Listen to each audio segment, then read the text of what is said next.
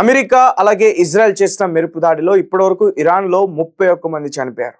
రోజు రోజుకి అమెరికా అలాగే ఇజ్రాయెల్ ఇరాన్ పైన చాలా దాడులు చేస్తూ ఉంది, ఎయిర్ స్ట్రైక్స్ చేస్తూ ఉంది.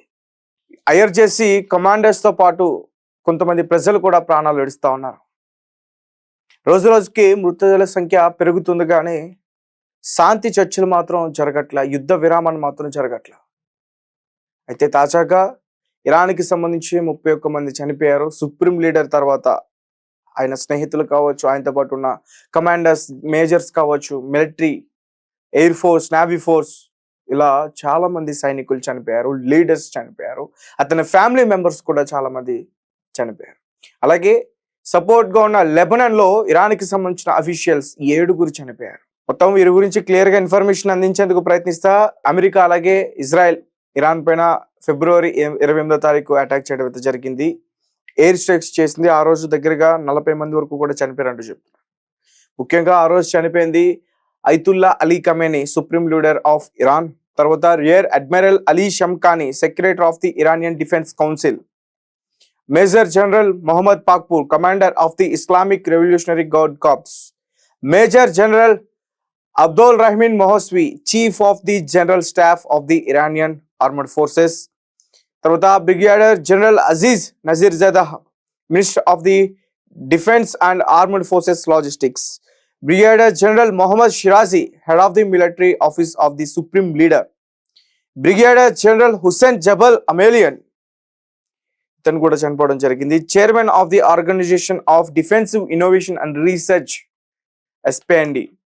తర్వాత brigadier general Reza Mozaffari, Nia, former chairman of the organization of the defence innovation and research. And ఇంకా చాలా మంది కీలకమైన నాయకులు చనిపోయారు. Mohammad Basiri, intelligence ministry officials. తర్వాత రీసెంట్ గా brigadier general Ali Larijani, secretary of the supreme national security council, ఈయన March 17వ తేదీన చనిపోయారు. ఆయనకన్నా ముందు brigadier general Gholam Reza Soleimani, commander of the paramilitary Basij forces. Air strikes తోనే వీళ్ళందరినీ కూడా చంపేశారు. అదే ఎయిర్ స్ట్రైక్స్ లో అతనికి సంబంధించిన డిప్యూటీని కూడా వాళ్ళు అంతం చేయడం అయితే జరిగింది. మేజర్ ఎవరైతే సుప్రీం లీడర్ తర్వాత ఆ ప్రధాన పాత్రను పోషించగల సామర్థ్యం ఉందో, ఇరాన్ని యుద్ధంలో ముందుకు తీసుకెళ్లి పోరాడే సామర్థ్యం ఉన్న ఆ నాయకులందరినీ కూడా ఇజ్రాయెల్ అలాగే అమెరికా అంతం చేసేందుకు ప్రయత్నించింది. చాలా మందిని చంపేసింది. ముఖ్యంగా లెబనాన్ లో కూడా ఇరాన్కి సంబంధించిన అఫీషియల్స్ చాలా మంది ఉన్నారు.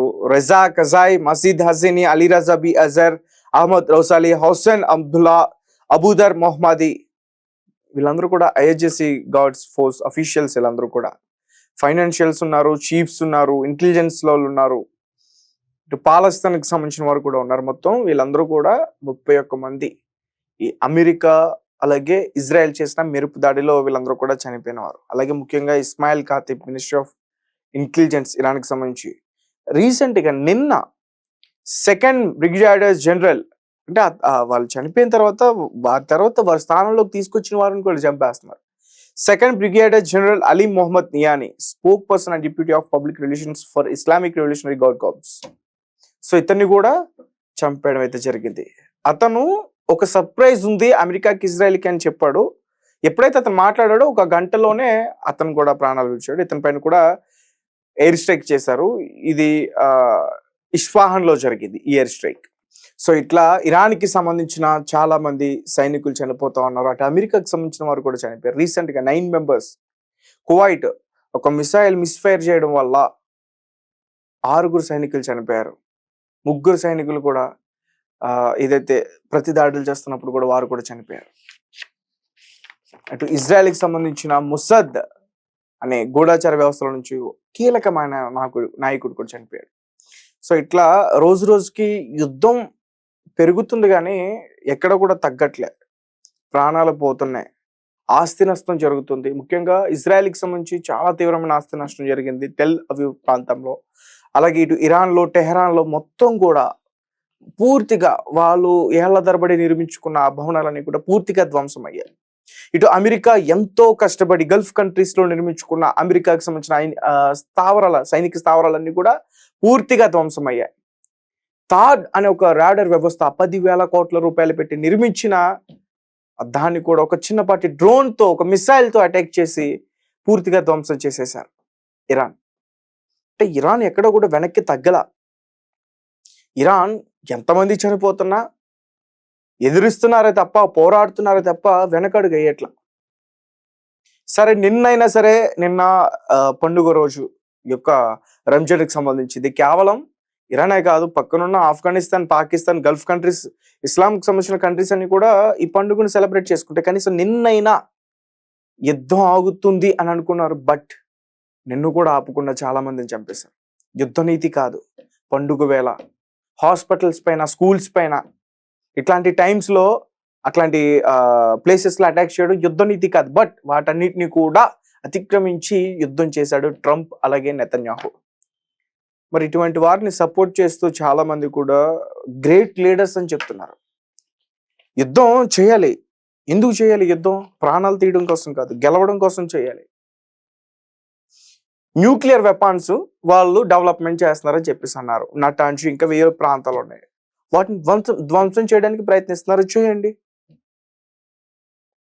తర్వాత ఈ హర్మోజ్ జలసంధి వాళ్ళు కొంచెం అక్కడ ఏమైనా షిప్స్ వెళ్తుంటే దాడి చేసేందుకు ప్రయత్నిస్తున్నారు.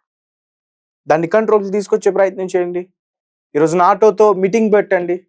బట్ నాటో రావడానికి ఇష్టపడట్లేదు. రీజన్, మీరు చేస్తుంది దారుణమైన దాడులు.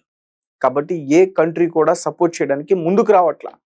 ట్రంప్ ఈరోజు అడుక్కునే పరిస్థితికి వెళ్ళిపోయాడు. నాటోని రండి, మాకు అక్కడ హక్కు లేదు, మీకే ఉంది హక్కు అంటూ కూడా ఎవరు కూడా నోరు మెదపనే పరిస్థితి. అయిపోయింది, ట్రంప్ పని అయిపోయింది, ఇక నెతన్యాహు పని అయిపోయింది. ఖచ్చితంగా ఇంతమందిని వాళ్ళు చంపారు. 165 మంది స్కూల్ పిల్లల్ని చంపారు. ఇక వేరే హాస్పిటల్స్ పైన దాడులు చేశారు. కడుపు కోత మిగిల్చారు చాలా మందికి. సో ఇరాన్ మొదటి నుంచి చెప్తుంది, మేము ప్రాణాలు అర్పించైనా సరే కంపల్సరీగా వారి ప్రాణాలు తీస్తామని చెప్పేసి ఆల్రెడీ వాళ్ళ స్లీపర్ సెల్స్ని యాక్టివేట్ చేసి దాడులు చేయడానికి ప్రయత్నిస్తున్నారు. అమెరికా వైట్ హౌస్ దగ్గర కూడా డ్రోన్స్ ఎగరేశారు వాళ్ళు. ఇజ్రాయెల్ జెరూసలంలో చర్చ్ దగ్గర డ్రోన్స్ ఎగరేశారు. ఈరోజు యుద్ధం ఆగుతుంది, యుద్ధం ఒక కొలిక్కి వచ్చింది, ట్రంపే స్వయంగా మాట్లాడుతున్నాడు అని చెప్పేసి అనుకున్నాం. ఇరాన్ చేసే దాడుల్ని రేపటి నుంచి అమెరికా, ఇజ్రాయెల్ తట్టుకోవడం చాలా కష్టం. ఏదో జరుగుతుంది. రేపటి నుంచి వరల్డ్ వార్ 3 మొదలవుతుంది. కంట్రీస్, వేరే కంట్రీస్ రియాక్షన్స్ అయితే మొదలవుతుంది అని చెప్పేసి అనుకుంటున్నాం. మరి కానీ 28th రోజునే వరల్డ్ వార్ 3 స్టార్ట్ అయిపోయింది. అదే రోజు మనం ఇంకా స్టార్ట్ అవ్వట్లేదు అని చెప్పేసి అనుకుంటున్నాం. సో గైస్, చూసారు కదా, మరి మీ కమెంట్స్ ఏంటి? మీరేం చెప్తారు? ట్రంప్ అలాగే నెతన్యాహు వీళ్ళపైన ఎటువంటి చర్యలు తీసుకునే ప్రయత్నం చేస్తుంది ఇరాన్? 31 మంది లీడర్స్ ని ప్రాణాలు పట్టుకొని పెట్టుకుంది. ఐఆర్జేసీ తీవ్రంగా హెచ్చరిస్తుంది, మేము ఎటువంటి పరిస్థితుల్లో కూడా మేము వదిలిపెట్టమని చెప్పి. రష్యా నుంచి కూడా మోస్తాబా ఖమేనీకి ఫుల్ సపోర్ట్ ఉంది పుతిన్ దగ్గర నుంచి. ఇటు నార్త్ కొరియా, చైనా, ఇటువంటి కంట్రీస్ అన్ని కూడా సపోర్ట్ చేస్తూ ఉన్నాయి ఇరాన్ని. ఇరాన్ ప్రైమ్ మినిస్టర్ పెజిక్షన్తో ఇంతకు ముందే పిఎం మోడీ గారు కూడా మాట్లాడడం జరిగింది. సో చూద్దాం, మరి కాల్పుల విరామణ, రేపటి నుంచి ఇరాన్ దండయాత్ర.